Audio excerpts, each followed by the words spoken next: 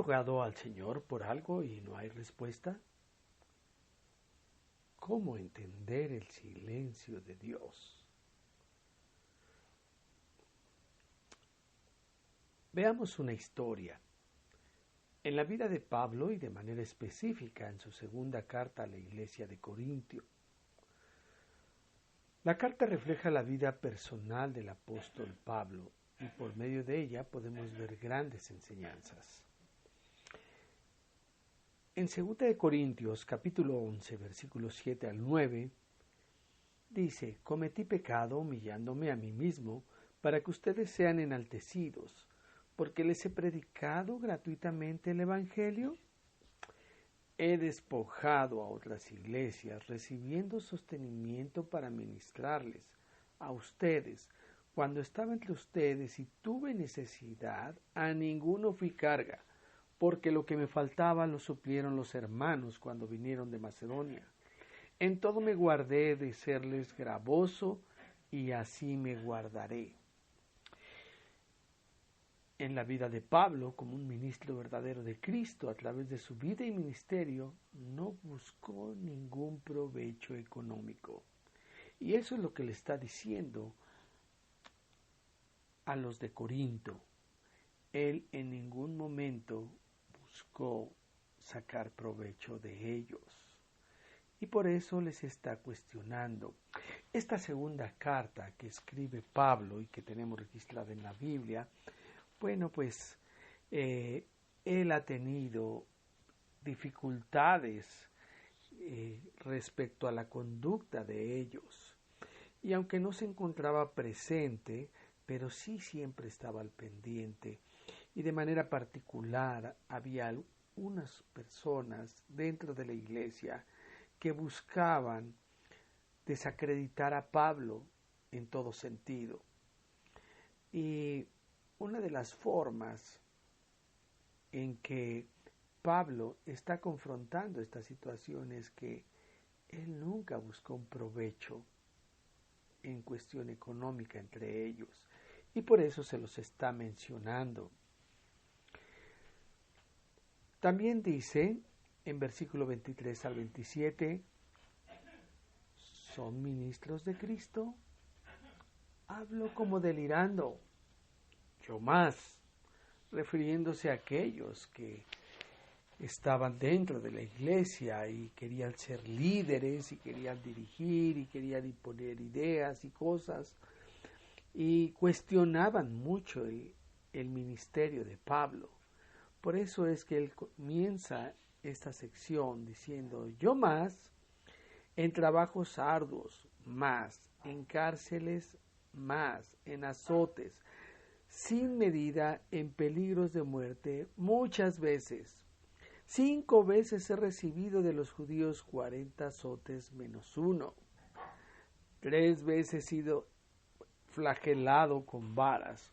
1 vez he sido apedreado. 3 veces he padecido naufragio.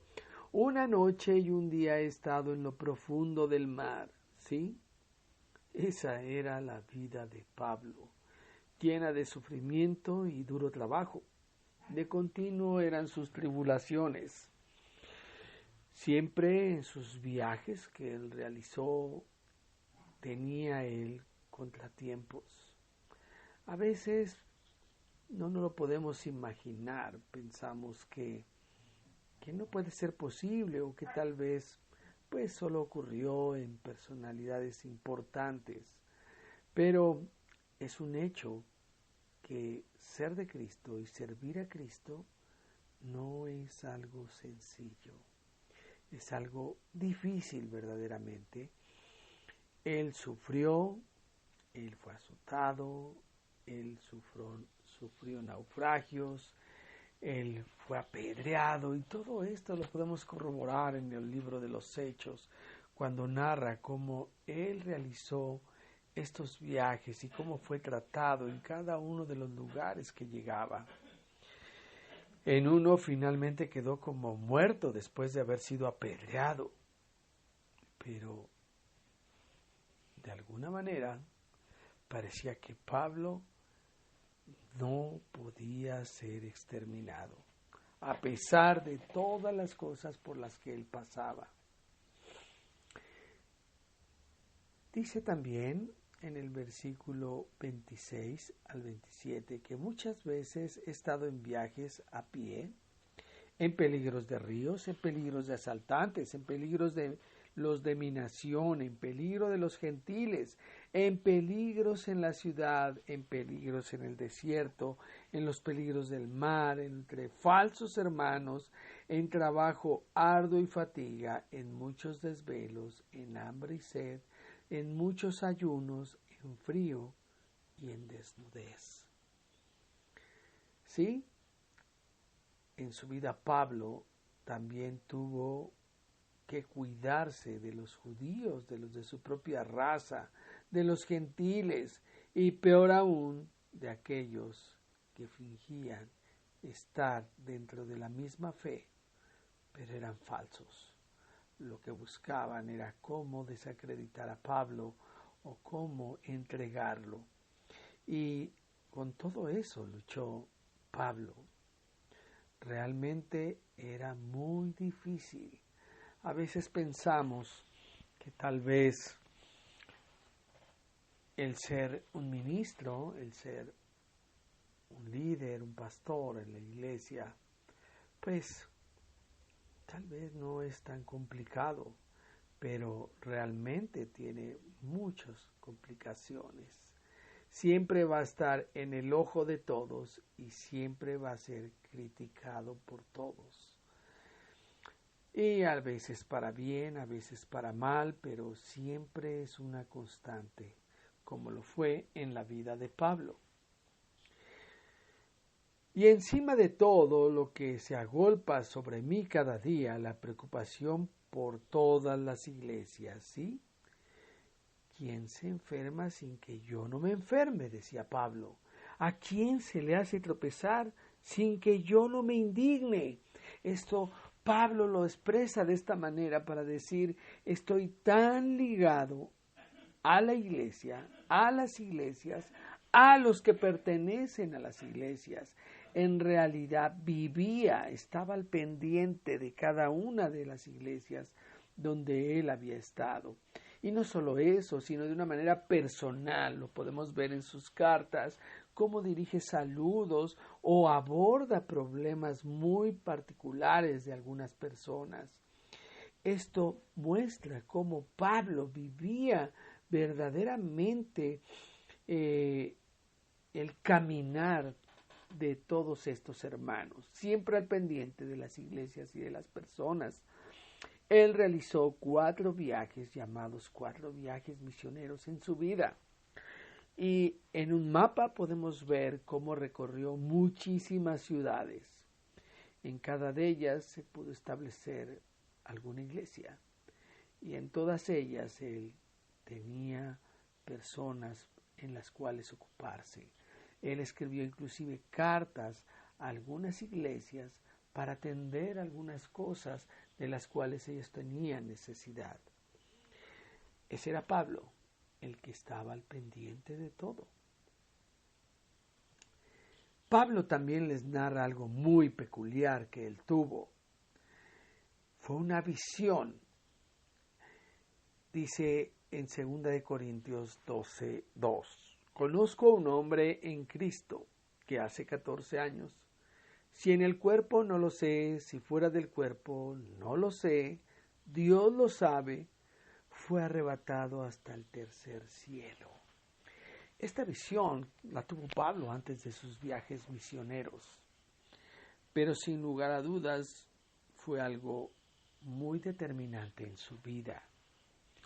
Esta visión, además del encuentro que tuvo con Jesucristo en su conversión, porque él no era cristiano, posteriormente él tuvo esta visión de manera particular. Tuvo la gran dicha de estar en ese tercer cielo que él menciona. ¿Qué es el tercer cielo? El primer cielo es el que nosotros conocemos. El segundo cielo es donde están las huestes celestiales. Pero el tercer cielo El tercer cielo es aquel donde habita Dios, donde ahora está Cristo a la derecha del Padre, donde es un lugar muy especial para ellos, donde está la divinidad. En ese lugar especial, en ese paraíso, es a donde fue arrebatado Pablo. No se lo explica, no se sabe si fue despierto, si fue en una visión, si fue en un sueño, pero él estuvo ahí. Dice que oyó cosas indecibles, cosas que de alguna manera muy probablemente fueron personales, que estuvieron ahí para él. Él pudo deleitarse, él pudo tener esta experiencia. Sin embargo, dice, y para que no me enaltezca sobremanera, por la grandeza de las revelaciones, me ha sido dado un aguijón en la carne, un mensajero de Satanás que me abofetee para que no me enaltezca. Esto fue un verdadero problema en la vida de Pablo. Se han hecho muchas especulaciones acerca de este aguijón en la carne. Algunos han dicho que este aguijón pudo ser algo como acerca de sus tentaciones en el pecado por Pablo. Otros han pensado que más bien era algo físico, porque está diciendo que es un aguijón en su carne y que probablemente leyendo un poco en Gálatas, presumen que pueda ser algo en sus ojos, que tal vez haciendo una interpretación por la visión que tuvo deslumbrante y en la cual quedó inclusive ciego por un tiempo después de haberse encontrado con Cristo, que tal vez quedó de ahí sentido. Pero algunos otros dicen que más bien es todas estas series de situaciones con las cuales se encontraba Pablo, todos aquellos veces en que él fue apedreado y que continuamente se enfrentaba a la adversidad, a la muerte, pues existe también ese tipo de interpretación. También él dicen algunos que pudo ser en su forma de hablar, en su forma de no ser tan elocuente, que tal vez pudiera ser trabarse un poco su lengua. Creo que eso no es lo importante. Y de hecho tampoco lo era para Pablo. Él no quería destacar eso. Él quería destacar algo más. Tal vez tenemos algo que es importante cuando él dice que me abofetee y dice para que no me enaltezca. No sabemos cuál sería el aguijón, pero lo que sí sabemos es el propósito, que él no se enalteciera. Él tenía que tener los pies en la tierra, ser bien consciente de quién era él y quién era Dios. Tenerlo muy bien ubicado. Entonces, Pablo, por supuesto, no se quería quedar con ello. Oró rogando 3 veces porque se lo quitara. Dice en 2 Corintios 12, 8 y 9a. En cuanto a esto, 3 veces he rogado al Señor que lo quite de mí, y me ha dicho, bástate mi gracia, porque mi poder se perfecciona en la debilidad. ¿Se imaginan a Pablo? Pablo no era cualquier persona, no era cualquier cristiano. Pablo era un apóstol de Cristo. Pablo tenía una encomienda especial de parte de Jesucristo. Era ir y llevar su mensaje a los gentiles. Y además,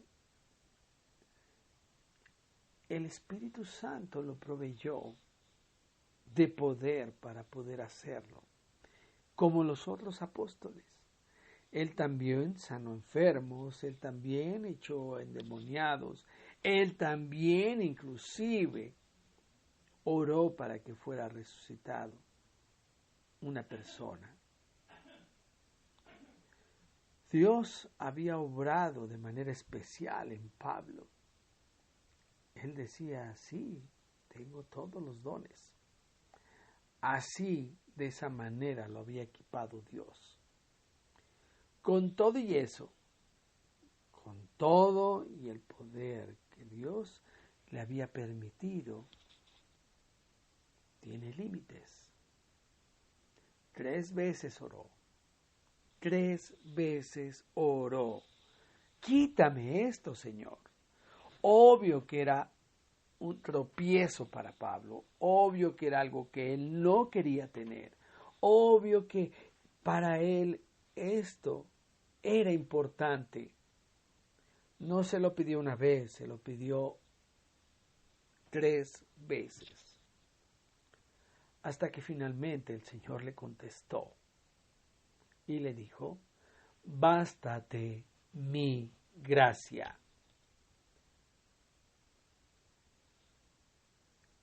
Cuando no tenemos respuesta de Dios, cuando hay silencio de parte de Dios ante alguna petición que tenemos hecha, esto debe de sonar en nuestra mente y en nuestros oídos. Bástate mi gracia. ¿Qué fue para Pablo? Para Pablo fue importante, porque él concluyó lo siguiente: por tanto, de buena gana me gloriaré más bien en mis debilidades, para que habite en mí el poder de Cristo. Él pudo entender, ¿sí? Ese aguijón me hace débil. Esa circunstancia me pone en riesgo, me pone en peligro. Pero entiendo ahora más la gracia. Entiendo que ahora me puedo gloriar más bien de mis debilidades, de aquello que yo no puedo hacer, de aquello que me exhibe, de aquello que finalmente me humilla, para que habite en mí el poder de Cristo. La conclusión de Pablo es: cuando soy débil, entonces soy fuerte. Dice 2 Corintios 12:10, por eso me complazco en las debilidades, afrentas, necesidades. ¿Pablo experimentó eso? Por supuesto. Muchas veces su propia persona, como los mismos corintios, le querían finalmente hacer ver que su presencia, su físico, probablemente no inspiraba mucho. Lo veían débil, lo veían, no lo sé, tal vez con poca personalidad. Afrentas, por supuesto, en muchas ocasiones lo vieron mal, lo despreciaron, lo comparaban, lo criticaron, es más, fueron más allá, lo apedrearon, porque les fue incómodo, porque no querían escuchar su mensaje. Necesidades, por supuesto, y tuvo muchas. Ya lo dijo él anteriormente, pasó hambre, pasó desnudez, pasó naufragios, fue azotado, ¿sí? Por supuesto pasó hambre. No todas las veces tuvo que comer. Algunas veces que tuvo que trabajar. Sí, también se dedicó a hacer tiendas, que era su oficio. Hubo mucho por qué hacer. Todo eso, pues sí, podría decirse era débil. Persecuciones, por supuesto, todo el tiempo, por los mismos judíos, por los no judíos, todo el tiempo era perseguido. Angustias, claro que sí, por todo lo que vivía, por la causa de Cristo. Y decía, porque cuando soy débil, entonces soy fuerte. ¿Qué era eso que lo hacía sentir fuerte en medio de todo esto? Quiero que nos detengamos un poquito. ¿Qué le has pedido a Dios? Y su respuesta ha sido el silencio. Tal vez la estabilidad emocional de alguien te preocupa, cómo vive alguien, y le has pedido a Dios, Señor, por favor, te lo pongo en tus manos, te ruego que Él pueda estar bien, se sienta bien, pero no ves respuesta. Y solo el Señor te puede decir, bástate mi gracia. Tal vez quieres un mejor trabajo, o trabajo, porque a lo mejor lo perdiste. Bástate mi gracia. Que mejore tu economía, porque lejos de que veas que pueda mejorar, empeora. Te redujeron tu salario, tal vez ahora incrementaron los gastos. Bástate mi gracia. Que tus hijos vuelvan al camino de Dios. Te estás preocupado por ellos. Oras y por favor, Señor, regrésalos, que vuelvan, que entiendan. Pero no ves nada. Bástate mi gracia. Que tu familia conozca a Dios. Oras por ellos, que te puedan alcanzar a conocer a Cristo. Pasa el tiempo, pasan los años. Has orado por tanto tiempo. Y no ocurre nada. Bástate mi gracia. Que te quite una enfermedad, pero no ves que haya mejora, al contrario. Bástate mi gracia. La reconciliación con alguna persona, y nomás no se da. Bástate mi gracia. Tal vez ha sido un sueño y le pides a Dios una casa y le has llevado pidiendo toda tu vida una casa, pero no la tienes. Bástate mi gracia. Que cambie tu esposa, tu esposo, los vienes pidiendo por años y la situación sigue mal. Bástate mi gracia. Tal vez tu sueño ha sido tener una pareja y no llega. Y pasa el tiempo y pasan los años. Bástate mi gracia. A lo mejor le has pedido a Dios que te dignifique, te has sentido tan avergonzado, has pasado por tantas cosas que dices, Señor, por favor, levanta mi cabeza. Pero no ves que levante tu cabeza. Bástate mi gracia. ¿Qué es la gracia? ¿Qué es lo que hace la gracia de Dios? Primeramente, da fuerza sobrenatural para seguir adelante en la adversidad. Es fuerza sobrenatural, no es tu fuerza, no son tus fuerzas, son las fuerzas que Dios te da. Dios, a través de tu Santo Espíritu, te dota de una convicción de decir, no sé qué sucede, no sé por qué está pasando, pero yo voy a seguir adelante. No entiendo, pero yo sigo adelante. Por supuesto, te hace más humilde el hecho de que estés ante algo que no esperabas, que nunca imaginabas, que no hay cambios y que las situaciones siguen igual.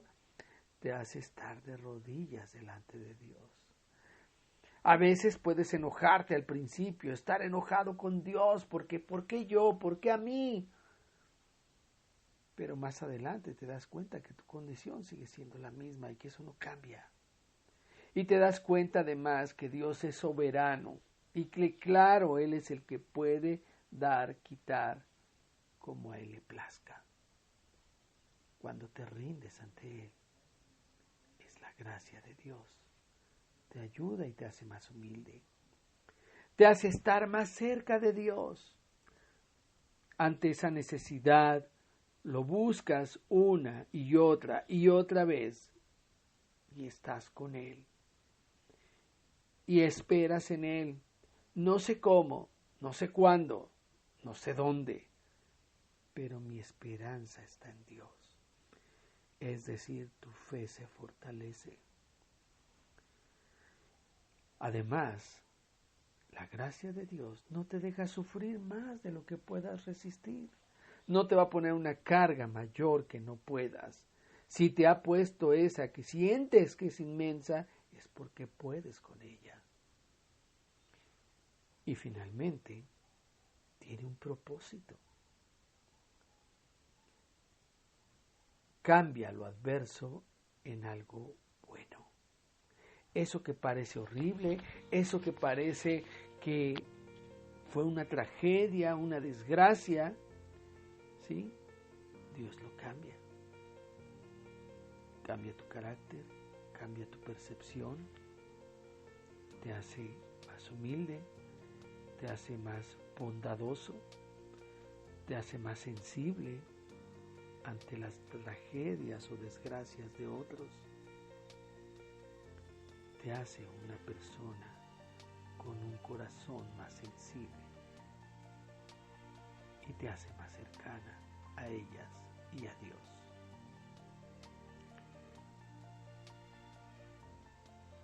Estás pasando un momento de silencio ante Dios y estás sufriendo. Bástate mi gracia.